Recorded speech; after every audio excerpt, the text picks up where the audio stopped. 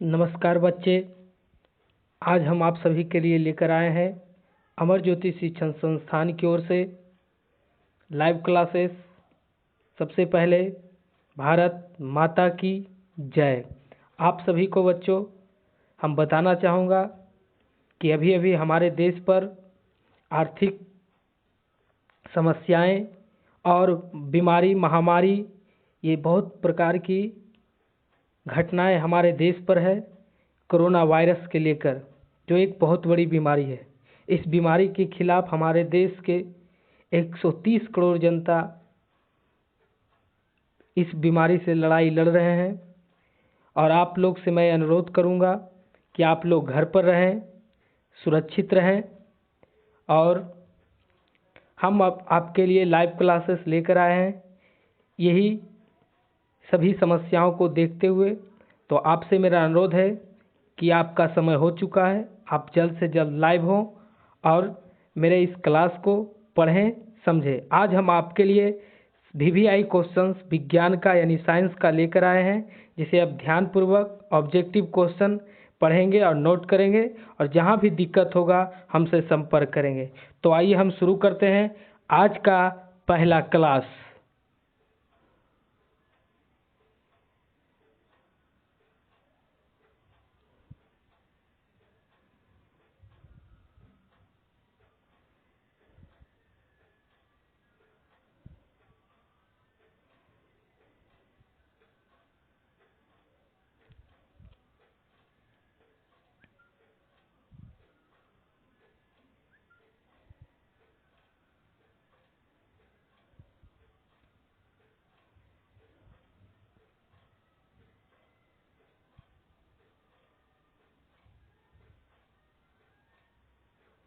तो बच्चों देखिए, science VVI objective question for matrix exam. आप लोग ध्यान से इस क्वेश्चन को देखेंगे और जहाँ भी दिक्कत होगा वहाँ हमसे कमेंट करके अवश्य पूछेंगे। कोई भी तरह की दिक्कत होगी तो आइए हम सबसे पहले चलते हैं पहला क्वेश्चन पर। पहला क्वेश्चन है, निम्नलिखित में कौन आयनिक यौगिक है? क्वेश्चन है, निम्नलिखित में कौन आयनिक यौगिक है? जी हाँ दोस्तों, ये पहला क्वेश्चन का 4 ऑप्शन दिया हुआ है। पहला ऑप्शन है HCl, दूसरा ऑप्शन है CCl4, तीसरा ऑप्शन है KCl और चौथा ऑप्शन है CO2। तो जैसा कि आपको दिख रहा है कि इसका आंसर C होगा, जो कि आपको बताया जा रहा है। इसका आंसर C KCl। अब आगे हम चलते हैं दूसरा क्वेश्चन, बॉक्साइट निम्नलिखित में किस धातु का अयस्क है? बॉक्साइट निम्नलिखित में किस धातु का अयस्क है? जिसका पहला ऑप्शन है मैग्नीशियम, दूसरा ऑप्शन सोडियम, तीसरा ऑप्शन एल्युमिनियम और चौथा ऑप्शन है बेरियम। बच्चों, अयस्क का मतलब होता है, बॉक्साइट पूछ रहा है किस धातु का अयस्क है, अर्थात क्वेश्चन में यह कह रहा है कि बॉक्साइट के माध्यम से यानी बॉक्साइट के द्वारा से कौन सी धातु बनाई जाती है, कौन सी धातु तैयार की जाती है। जिसमें 4 ऑप्शन दिया हुआ है, मैग्नीशियम, सोडियम, एल्युमिनियम और बेरियम। तो जैसा कि आपको स्क्रीन पर हम दिखा रहे हैं, ये क्वेश्चन 2012 में पूछी गई है और इसका आंसर होगा एल्युमिनियम। बॉक्साइट अयस्क से एल्युमिनियम बनाया जाता है। आइए अब हम तीसरे क्वेश्चन पर चलते हैं। तीसरा क्वेश्चन है, लोहे का परमाणु संख्या क्या है? हाँ, लोहे का परमाणु संख्या क्या है, जिसमें 4 ऑप्शन दिया हुआ है। पहला ऑप्शन है 23, दूसरा ऑप्शन है 26 और तीसरा ऑप्शन है 25, चौथा ऑप्शन है 24। इस 4 ऑप्शन के साथ इसमें आपको आंसर दिख रहा होगा स्क्रीन पर, बी अर्थात 26। तो लोहे का परमाणु संख्या कितना है बच्चों, 26। जी आपने बिल्कुल सही बोले। आगे बढ़ते हैं चौथे नंबर पर, जो कि बताया जा रहा है जस्ता और तनु हाइड्रोक्लोरिक अम्ल। जी हाँ, जस्ता और तनु हाइड्रोक्लोरिक अम्ल की अभिक्रिया के फलस्वरूप निम्नांकित में कौन सा गैस बनता है। बच्चों फिर से एक बार क्वेश्चन को दोहराते हैं, ध्यान से देखिए और सुनिएगा। जस्ता और तनु हाइड्रोक्लोरिक अम्ल की अभिक्रिया के फलस्वरूप निम्नांकित में कौन सा गैस बनता है। तो यहाँ 4 ऑप्शन दिया हुआ है, CO2 carbon dioxide, N2 nitrogen, H2 hydrogen, SO2 sulphur dioxide. तो इसमें आपको स्क्रीन पर आंसर दिख रहा होगा CH2 अर्थात हाइड्रोजन। तो आप समझ गए होंगे बच्चे। और इसी के साथ अब हम आगे नेक्स्ट क्वेश्चन पर चलते हैं, क्वेश्चन नंबर 5, जो कि आप देख रहे हैं। क्वेश्चन नंबर 5 है, जब सोडियम हाइड्रोक्साइड जिंक से अभिक्रिया करता है तो कौन सा उत्पाद बनता है। जी हाँ, कह रहा है क्वेश्चन कि जब सोडियम हाइड्रोक्साइड जिंक से अभिक्रिया करता है तो कौन सा उत्पाद बनता है। तो 4 ऑप्शन दिया हुआ है इसमें। पहला ऑप्शन है N2ZNO प्लस H2, दूसरा ऑप्शन है NaZNO2 प्लस H2, तीसरा ऑप्शन है NaOZN प्लस 2 और चौथा ऑप्शन है Na2ZNO2 प्लस H2। तो जैसा कि आप देख रहे होंगे बच्चे स्क्रीन पर आंसर दिया होगा डी। तो आप बिल्कुल सही आंसर बता रहे हैं और आंसर होगा डी, Na2ZNO2 प्लस 2।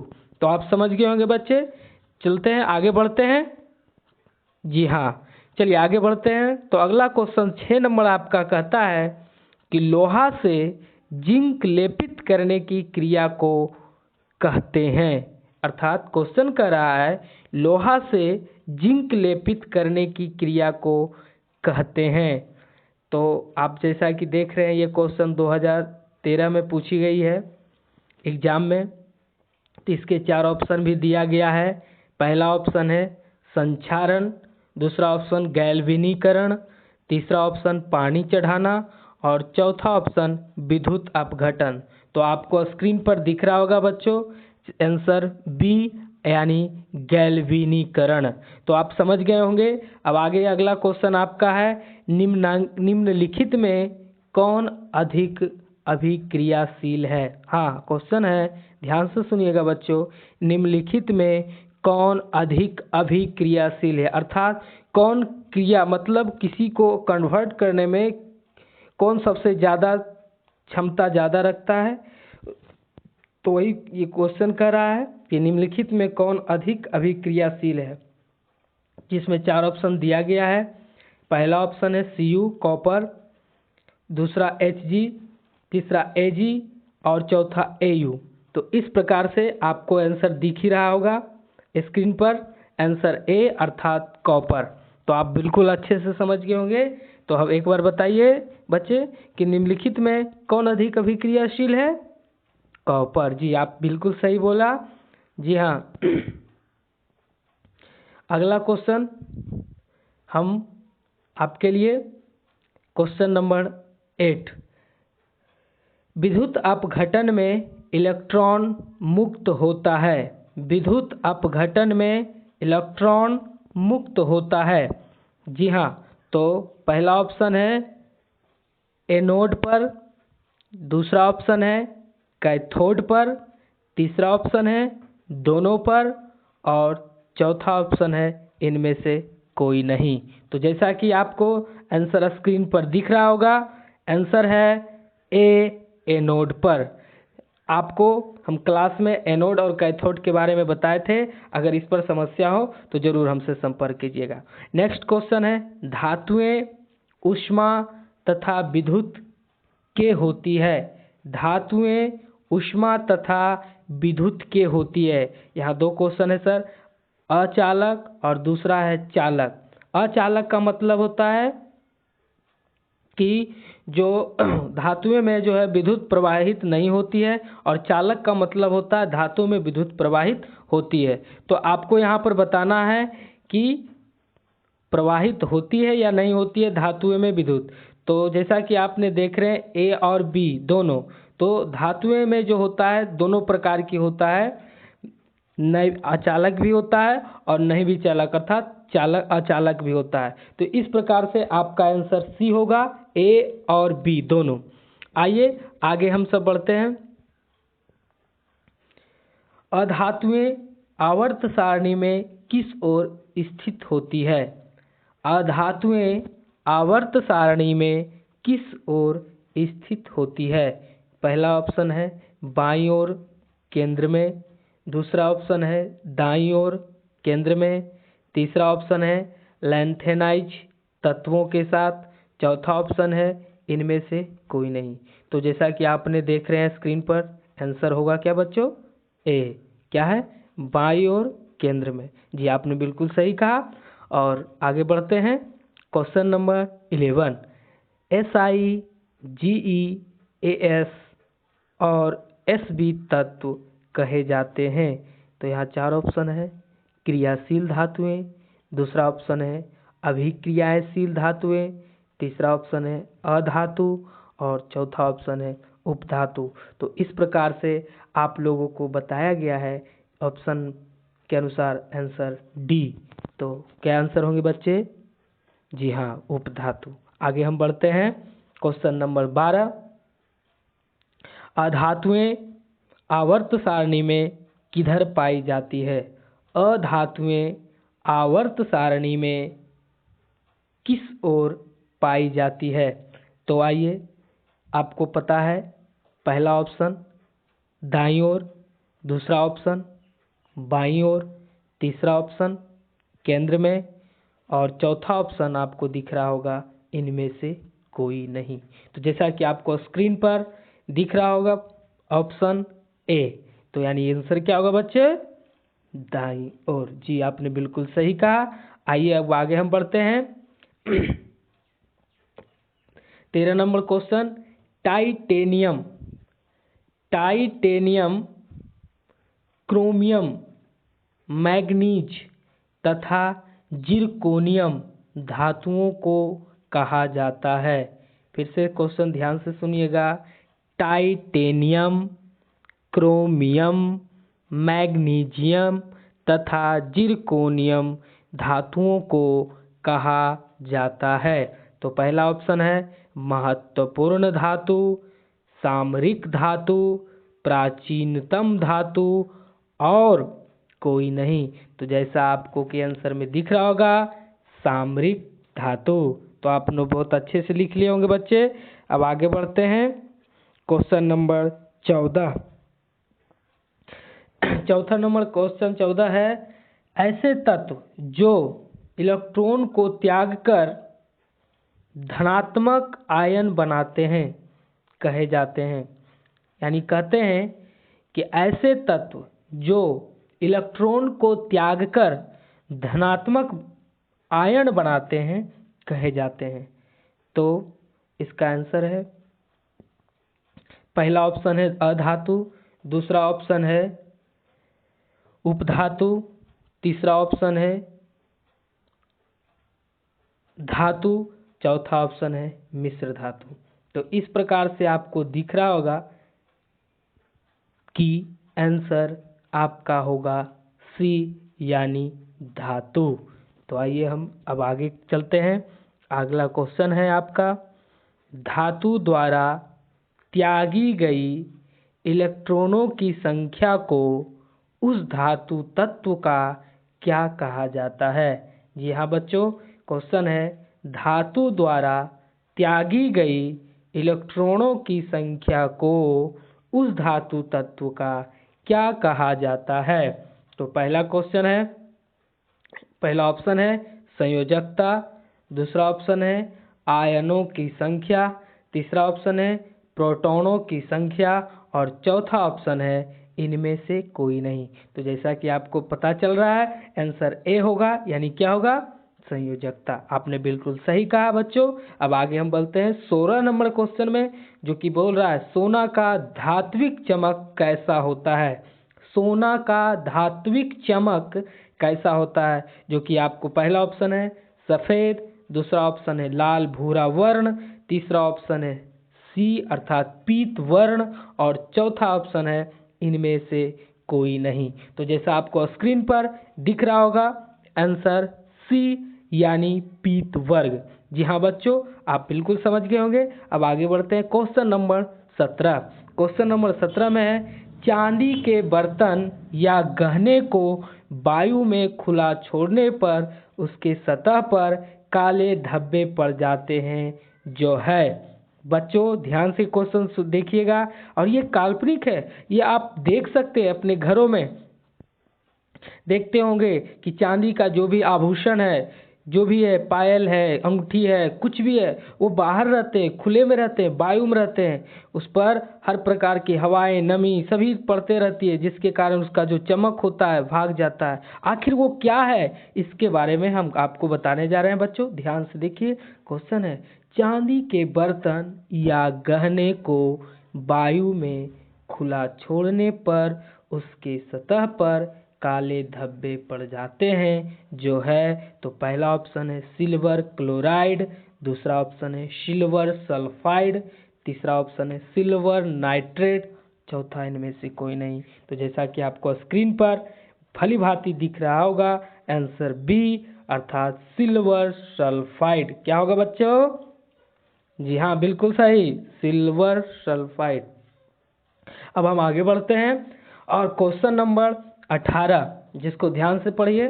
क्वेश्चन कर रहे हैं धातुओं को पीटकर पतली चादरें बनाई जा सकती है, इस गुण धर्म को क्या कहते हैं? जी हाँ, कुछ धातु ऐसे होते हैं बच्चे जिसे हम पीट कर चादर की तरह यानी चदरे की तरह हम उसको बनाते हैं, और उस बनाने की विधि को क्या कहते हैं?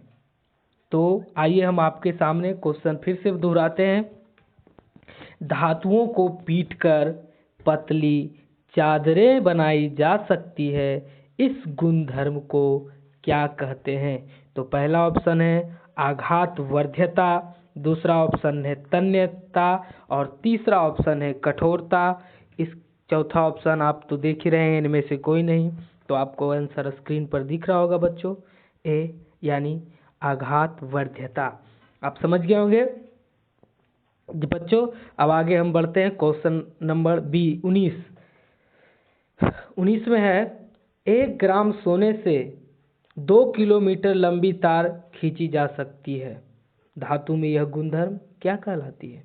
जी हाँ बच्चों, 1 ग्राम सोने से 2 किलोमीटर लंबी तार खींची जा सकती है, धातु में यह गुणधर्म क्या कहलाती है? बच्चों इस के बारे में हम पिछली कक्षा 9th में आप लोगों को बताए थे, धातु के गुण कितने प्रकार के होते हैं, जिसमें ये भी एक गुण है कि अगर कोई धातु है तो उसे हम खींचकर लंबा करते हैं और बहुत लंबा करते हैं, तो उस लंबा करने की विधि को नाम बताया जाता है, जिसका नाम है आप लोग को स्क्रीन पर दिख रहा होगा। पहला ऑप्शन आघात वर्ध्यता है, जो अभी अभी जस्ट पीछे वाले क्वेश्चन में आपको बताया गया। उसे पीट कर चादर की तरह अगर बनाई जाती है तो उसको हम आघात वर्ध्यता कहते हैं। लेकिन अगर उसे हम पीट कर लंबा करते हैं, तार की तरह खींचते हैं, तो उसका जो होता है रूप, उस गुण को नाम दिया गया है तन्यता। क्या नाम दिया गया बच्चों? तन्यता। तो इसके साथ ही आप बिल्कुल समझ गए होंगे। अब आप आगे बढ़ते हैं क्वेश्चन नंबर 20। लेड तथा मरकरी ऊष्मा के क्या होते हैं बच्चों? लेड तथा मरकरी ऊष्मा के क्या होते हैं? पहला ऑप्शन है अच्छे चालक, दूसरा ऑप्शन है अचालक, तीसरा ऑप्शन है अल्पतम चालक अर्थात थोड़ा थोड़ा, और चौथा ऑप्शन है इनमें से कोई नहीं। तो आंसर है आपके सामने स्क्रीन पर सी अर्थात अल्पतम चालक, यानी थोड़ा थोड़ा उसमें जो है ऊष्मा प्रवाहित होती है। क्वेश्चन नंबर 21 दिया गया है, पारा विद्युत धारा प्रवाह में उत्पन्न करते हैं। पारा विद्युत धारा प्रवाह में उत्पन्न करते हैं। तो बच्चों पहला ऑप्शन है ए यानी उच्च प्रतिरोध, दूसरा ऑप्शन है निम्न प्रतिरोध, तीसरा ऑप्शन है कोई प्रतिरोध नहीं, और चौथा ऑप्शन है इनमें से कोई नहीं। तो आप देख रहे हैं मेरा स्क्रीन पर आंसर दिया हुआ है, और आंसर है बच्चों ए उच्च प्रतिरोध। क्या है? उच्च प्रतिरोध। बहुत सुंदर। अब आगे बढ़ते हैं क्वेश्चन नंबर 22।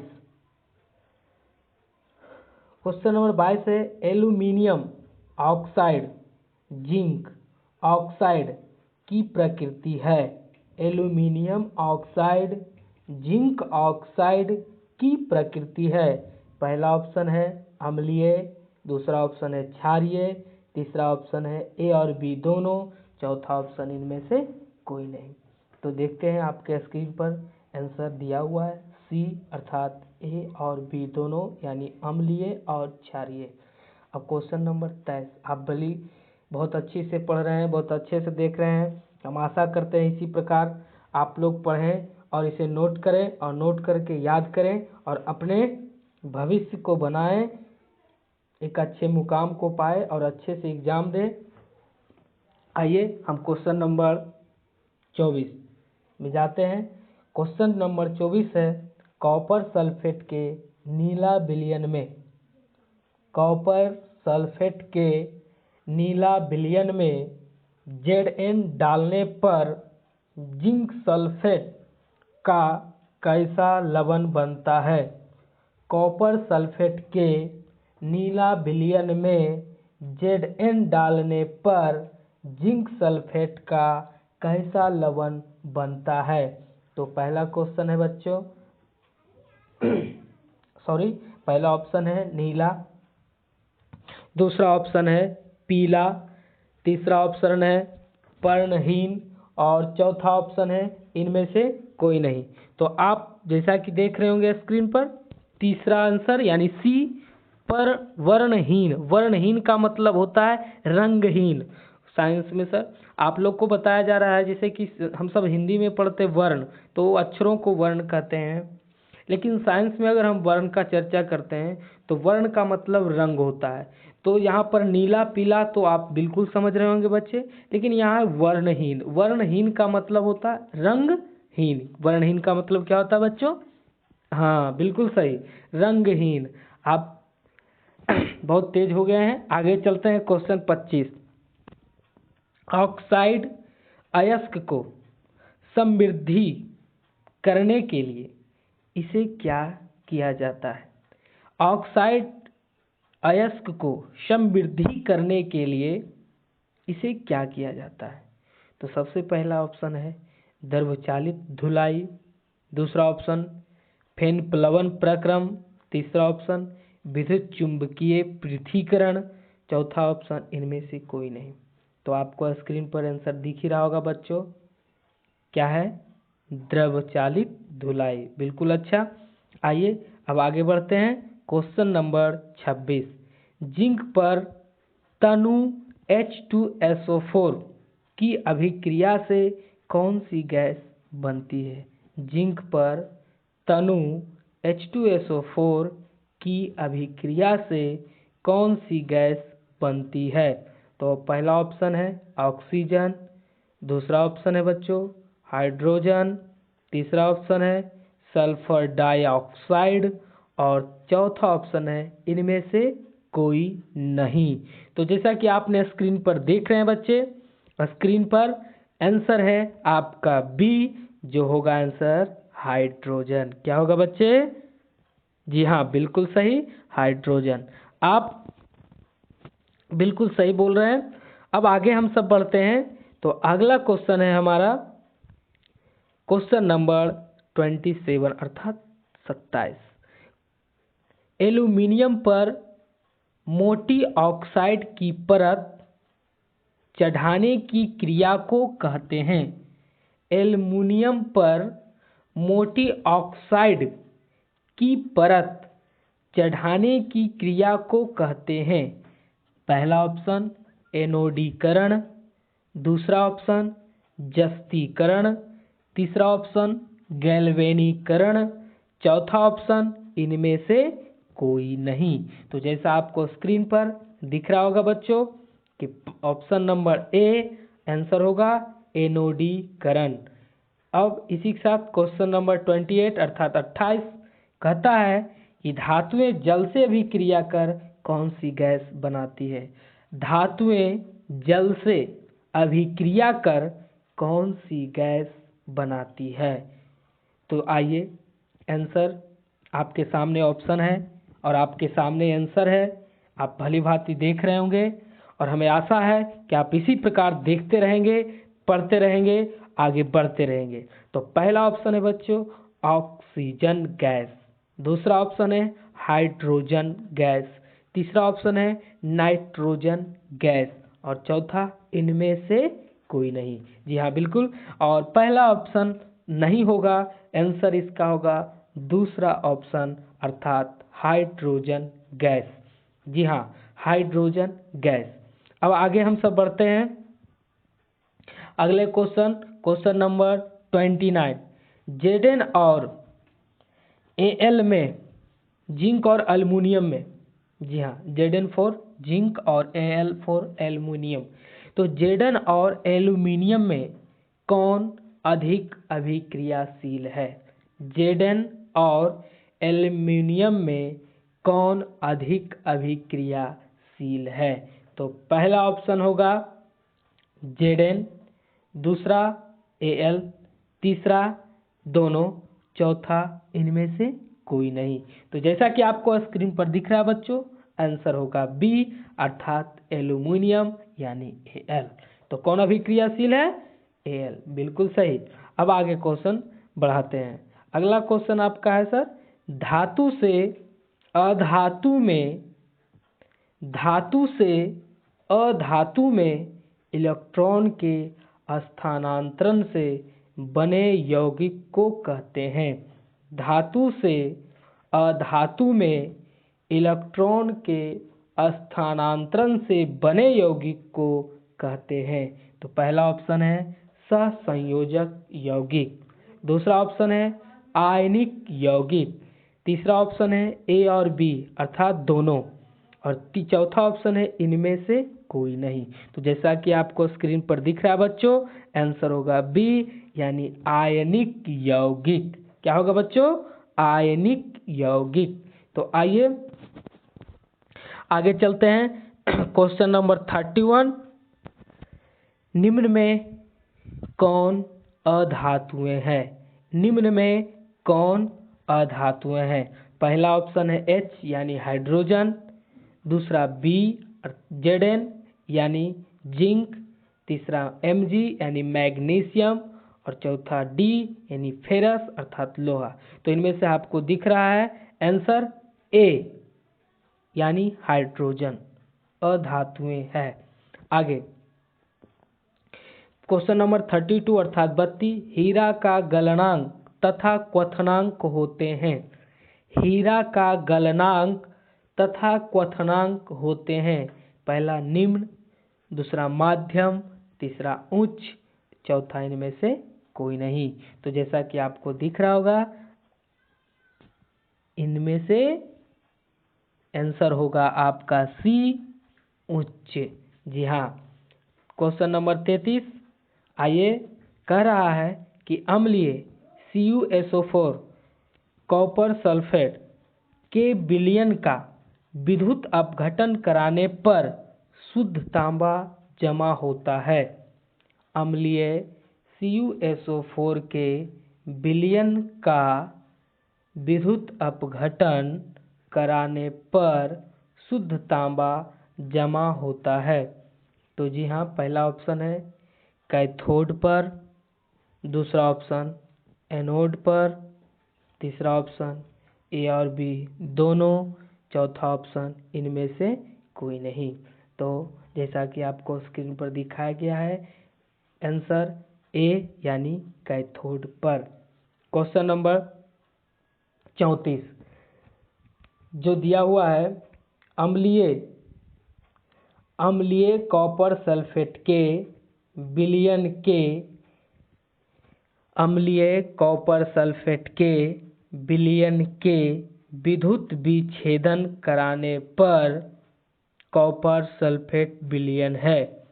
अम्लीय कॉपर सल्फेट के विलयन के विद्युत विच्छेदन कराने पर कॉपर सल्फेट विलयन है।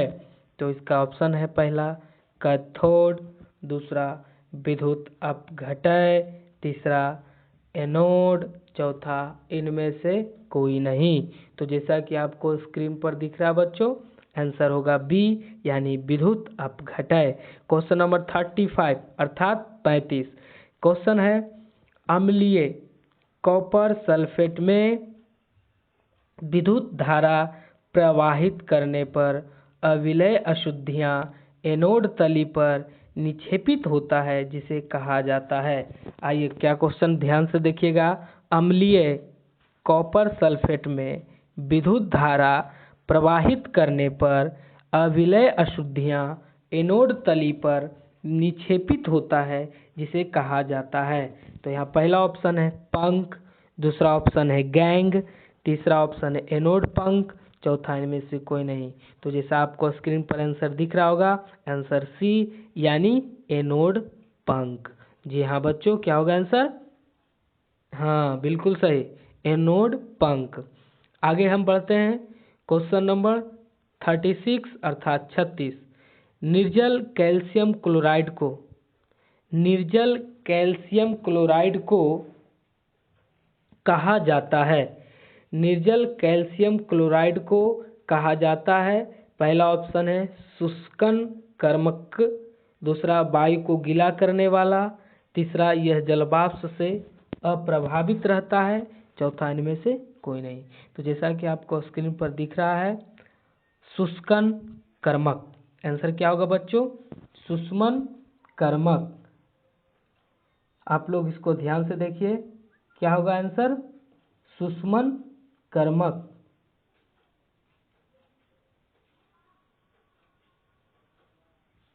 आप लोग देख रहे होंगे,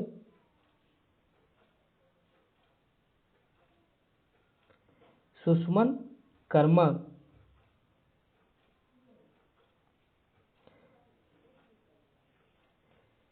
ये आपका आंसर होगा शुष्मन कर्मक। क्वेश्चन नंबर आपका 37 सिल्वर को वायु में छोड़ देने पर किस तत्व से अभिक्रिया करती है जिससे उसकी सतह काली हो जाती है?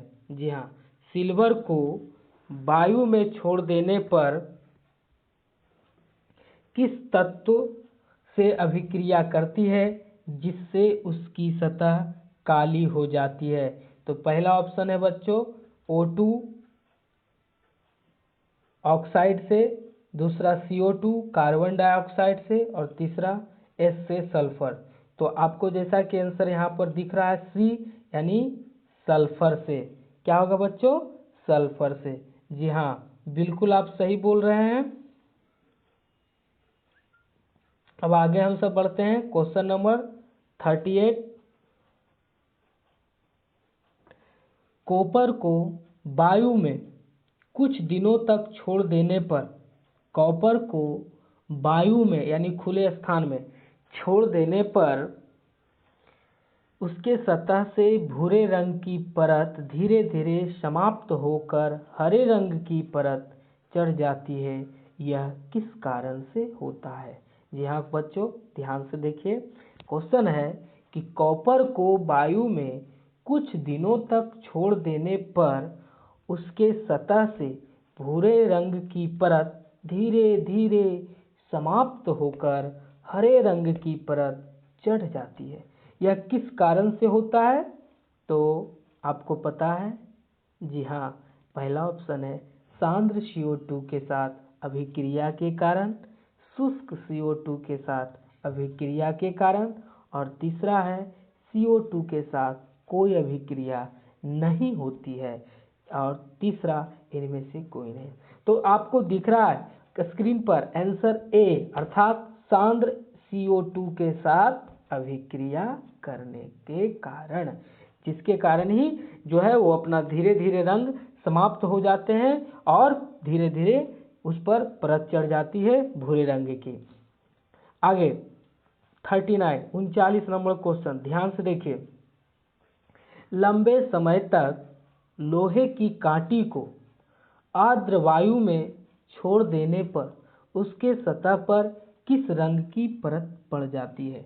कह रहा है कि लोहे की कांटी को अगर खुले वायु यानी नमी में छोड़ दिया जाए तो उसके ऊपर किस रंग की परत पड़ जाती है? यहाँ 4 ऑप्शन आपको दिया गया है। पहला है लाल रंग, दूसरा है पीले रंग की, तीसरा काली रंग की, चौथा भूरे रंग की। तो आपको स्क्रीन पर दिख रहा है कि अगर हम किसी भी कांटी को हम खुले में छोड़ दें तो वो जो है भूरे रंग की हो जाती है। Answer D. बच्चे थोड़ा डिस्टर्ब हो रहा है, कोई कॉल आ रहा है, इसलिए कोई बात नहीं है, आप लोग बने रहिए, हम आपके साथ हैं, आपकी क्लास आगे जारी रहेगी। क्वेश्चन नंबर 40 है, अगर लोहे में 0.05% कार्बन मिला दिया जाए तो यह, जी हाँ बच्चों ध्यान से देखिएगा, 0.05% कार्बन मिला दिया जाए तो यह, इसका ऑप्शन 4 दिया हुआ है, मुलायम हो जाता है, दूसरा प्रबल तथा कठोर हो जाता है, तीसरा कोई असर नहीं पड़ता है, चौथा इनमें से कोई नहीं। हाँ तो बच्चों आपको पता चल गया और आंसर भी स्क्रीन पर आपको दिख रहा होगा। क्या होगा आंसर? बी, बिल्कुल सही आपने बोला, प्रबल तथा कठोर हो जाता है। अगर लोहे को 0.05% कार्बन में मिला दिया जाता है तो वो लोहा जो होता है कठोर हो जाता और मजबूत हो जाता है। अगला क्वेश्चन है 41, मिश्र धातु कांसा होते हैं? मिश्र धातु कांसा होते हैं। जी बच्चों आपको अब बताया जा रहा है कि कांसा जो बनता है, कांसे का जो बर्तन वगैरह बनता है वो मिश्र धातु से तैयार किया जाता है, और वो जो होता है पूछ रहा है कि क्या विद्युत के सुचालक, दूसरा विद्युत के कुचालक, तीसरा अतिचालक और चौथा अर्धचालक। तो जैसा कि आपको बताया जा रहा है आंसर में ए, विद्युत के कुचालक। क्वेश्चन नंबर 42 यानी 42, धातु के ऑक्साइड जल में घुलकर क्या बनाते हैं? धातु के ऑक्साइड जल में घुलकर क्या बनाते हैं? तो पहला ऑप्शन है भस्म, दूसरा ऑप्शन है क्षार, तीसरा ऑप्शन है लवण और चौथा ऑप्शन इनमें से कोई नहीं। तो आप देख रहे हैं बच्चे, इसमें 4 ऑप्शन में आपको आंसर दिख रहा होगा, आंसर बी यानी क्षार। तो आप समझ गए होंगे, घुलकर और जल में घुलकर क्या बनाते हैं? क्षार, बिल्कुल सही। 43 यानी 43 क्वेश्चन आपके सामने, धातुओं के ऑक्साइड को क्या कहा जाता है? धातुओं के ऑक्साइड को क्या कहा जाता है? पहला क्षार, दूसरा ऑप्शन भस्म, तीसरा लवण, चौथा इनमें से कोई नहीं। तो जैसा कि आपने आंसर देख रहे होंगे स्क्रीन पर, आंसर होगा इसका बी यानी भस्म। और अब आगे है क्वेश्चन 44, अधातु के ऑक्साइड जल में घुलकर क्या बनाते हैं? जी हाँ बच्चों, क्वेश्चन क्या है? अधातु के ऑक्साइड जल में घुलकर क्या बनाता है? तो चार ऑप्शन है। पहला ऑप्शन अम्ल, दूसरा ऑप्शन क्षार, तीसरा ऑप्शन लवण और चौथा ऑप्शन इनमें से कोई नहीं।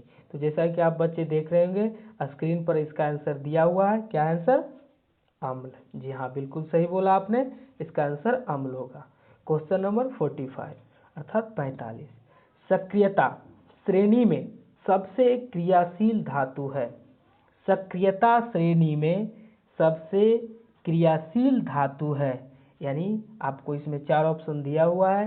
Au, दूसरा Na, तीसरा Hg और चौथा Cu। तो पहला आपको पता है Au, दूसरा Na, तीसरा Hg, चौथा Cu। तो आंसर भी आपको पता चल रहा होगा, आंसर बी यानी Na, सोडियम। अगला क्वेश्चन 46, निम्न में कौन सी धातु तार के रूप में उपलब्ध है? निम्न में कौन सी धातु तार के रूप में उपलब्ध है? पहला ऑप्शन कॉपर, दूसरा ऑप्शन मैग्नीशियम, तीसरा ऑप्शन कैल्शियम, चौथा ऑप्शन लेड। बच्चों यहाँ पर आप बिल्कुल क्वेश्चन को समझ रहे होंगे। कह रहा कि कौन से धातु का तार बनाया जाता है जिसका हम सब यूज करते हैं घर में, बिजली के वायरिंग में, कुछ टीवी उपकरण चलाने में। तो आप लोग बिल्कुल समझ रहे होंगे। तो आपने कभी मैग्नीशियम का तार नहीं देखे होंगे, कैल्शियम का तार नहीं देखे होंगे, लेड का भी तार नहीं देखे होंगे। तो आप तार क्या देखे होंगे? तांबा और एल्युमिनियम, ये दो प्रकार के तार आप देखे होंगे। तो इसमें ऑप्शन एक दिया हुआ कॉपर अर्थात तांबा, जो आपका आंसर होगा और आपको स्क्रीन पर दिख भी रहा होगा, आंसर ए यानी कॉपर। आप बिल्कुल भली भांति समझ गए होंगे, इनमें कोई शक नहीं। अब आगे हम सब बढ़ते हैं। क्वेश्चन नंबर 47, कौन सा धातु है जिसका दहन चमकदार श्वेत ज्वाला के साथ संपन्न होता है? कौन सा धातु है जिसका दहन, दहन का मतलब जलने के बाद, कौन सा धातु है जिसका दहन चमकदार श्वेत ज्वाला के साथ संपन्न होता है? अगर वैसा धातु जिसको अगर हम जलाते हैं तो चमकता है और श्वेत ज्वाला यानी उसका जो आग निकलता है उजला निकलता है, तो ऐसा कौन सी धातु है? तो सबसे पहले बोल रहा है ऑप्शन पोटेशियम, दूसरा ऑप्शन कैल्शियम, तीसरा मैग्नीशियम, चौथा एल्यूमिनियम। तो जैसा कि आपको आंसर पर दिख रहा होगा सी यानी मैग्नीशियम, यानी मैग्नीशियम को अगर हम जलाते हैं तो एक श्वेत और चमकदार ज्वाला निकलेगा। तो आप बिल्कुल समझ गए होंगे बच्चे। क्वेश्चन नंबर 48, कौन सी धातु है जो अधिक ताप पर भी ऑक्सीजन से अभिक्रिया नहीं करती है? कौन सी धातु है जो अधिक ताप पर भी ऑक्सीजन से अभिक्रिया नहीं करती है? पहला ऑप्शन लोहा, दूसरा ऑप्शन एल्यूमिनियम, तीसरा ऑप्शन सोना, चौथा ऑप्शन पोटेशियम। तो जी हाँ, आपको बता दें आंसर होगा सोना, जो अधिक ताप पर भी ऑक्सीजन से अभिक्रिया नहीं करती है। बिल्कुल समझ गए।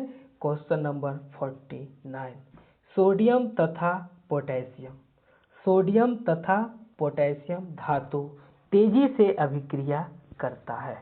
करा सोडियम तथा पोटेशियम धातु तेजी से अभिक्रिया करता है। तो जैसा कि आपके सामने चार ऑप्शन, पहला ऑप्शन गर्म जल के साथ, दूसरा ऑप्शन ठंडे जल के साथ, तीसरा भाप के साथ, चौथा सभी के साथ। तो जैसा कि आपको स्क्रीन पर दिखाया जा रहा है आंसर यानी बी ठंडे जल के साथ। जैसा आप समझ गए होंगे बिल्कुल, किस जल के साथ? ठंडे जल के साथ, बिल्कुल सही। 50 और 50 नंबर क्वेश्चन, कौन सा धातु जल में डालने पर तैरने लगता है? जी हाँ, बिल्कुल मजेदार क्वेश्चन है, ध्यान से देखिए। कौन सा धातु जल में डालने पर तैरने लगता है? पहला ऑप्शन पोटेशियम, दूसरा मैग्नीशियम, तीसरा कैल्शियम, चौथा निकेल। तो जैसा कि आपको स्क्रीन पर दिख रहा होगा आंसर सी यानी कैल्शियम, बिल्कुल सही। और इसी के साथ आपका आज का टास्क पूरा हो गया है। 50 क्वेश्चन का टास्क बच्चों मिल चुका है, जो कि आज इसको बढ़िया से आप लोग लिख लिए होंगे। हम आशा करते हैं किसी तरह फिर हम आगे लेकर के कल 50 से आगे हम बढ़ेंगे और उसको हम आप सबके सामने पेश करेंगे इसी टाइम इसी समय। आप लोग हमेशा टाइम पर ऑनलाइन रहें, बैठे पढ़े लिखे नोट करें और इसको नोट करके अच्छे से याद करें। ये आपके भविष्य के लिए बहुत ही अच्छी रहेगी और हम आपसे आशा रखते हैं कि आप लोग अच्छे से इसे पढ़े होंगे। और ये वीडियो जो है आपके पास अभी कुछ समय तक आपके मोबाइल में रहेंगे, फिर कुछ समय के बाद ये ऑटोमेटिक टेम्परली डिलीट हो जाएंगे। तो हम आपसे एक विनती करते हैं कि आप जल्द से जल्द, अगर कहाँ प्रॉब्लम हो गया होगा, अगर कहीं दिक्कत भी हो गया होगा, कहीं समस्या हो गया, तो ये वीडियो को प्ले करके स्टॉप करके जहाँ भी प्रॉब्लम हो वहाँ से आप इसे नोट कर लें अच्छी कॉपी में अच्छे राइटिंग के साथ और इसे याद करें। और यही आपका आज का वर्क है। हम आशा करते हैं इसी तरह हम फिर कल हाजिर होंगे। तब तक के लिए नमस्कार, जय हिंद, जय भारत।